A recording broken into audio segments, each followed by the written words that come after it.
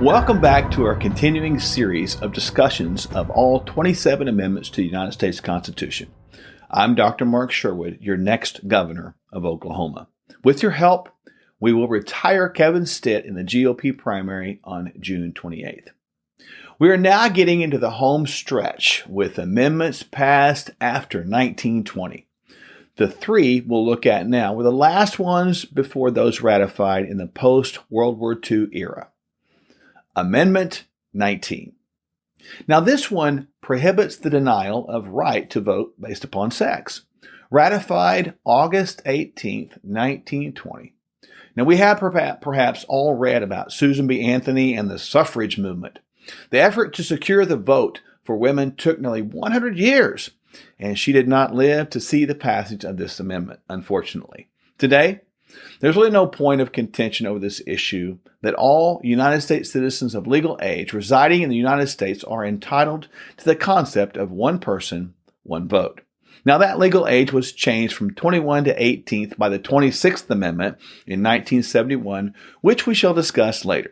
The 23rd Amendment, ratified in 1961, also provides electoral votes for Washington, D.C., which we shall also talk about. Amendment 20.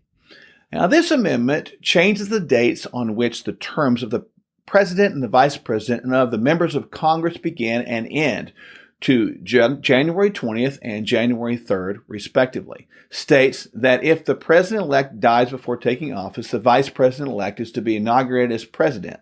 Now, this one was ratified on January the 23rd, 1933.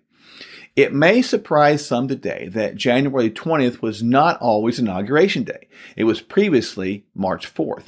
It seems now that between election and early November until President-elect actually takes office is a very long time. But it's now 43 days earlier than it used to be when inauguration is held. Now, members of Congress take office on January 3rd of the year following the election. There is a reason that occurs 17 days before the president takes the oath of office. The perfect example is when Congress must certify the results of the election and verify the winner, as we saw on January the 6th, 2021. Amendment 21. Now, this one repeals the 18th Amendment and makes it a federal offense to transport or import intoxicating liquors into the United States and territories where such is prohibited by law. This one was ratified on December the 5th, 1933. Oklahoma was still a dry state until 1959, so bootlegging still continued even after national prohibition ended. Now, we talked about somewhat in our previous segment on the 18th Amendment, which began this idea of prohibition. While we cannot legislate morality, there is an interest in public safety that requires law enforcement to ensure that people under the influence of either alcohol or drugs do not harm others. We will need to have a close examination of the medical marijuana industry in Oklahoma very soon. We issue more permits for cultivation of medical marijuana than any other state. Medical marijuana industry is being abused, causing Oklahoma to gain notoriety as a source of illegal marijuana all over the United States. What's worse, this is being controlled by a foreign power in Beijing.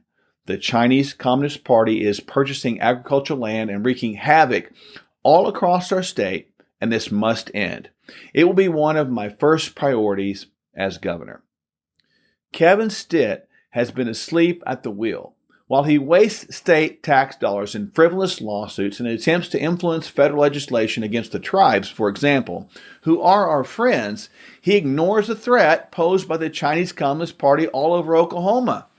We are not their only target. They're also very active on the border between Texas and Mexico. Now, I'm going to work very closely with the governor of Texas and other like-minded states to stand against the Chinese Communist Party's violation of our sovereignty. Folks, we will make Oklahoma a leader among the states and not a weak link. Please join us next time as we continue our discussion of the amendments to the United States Constitution.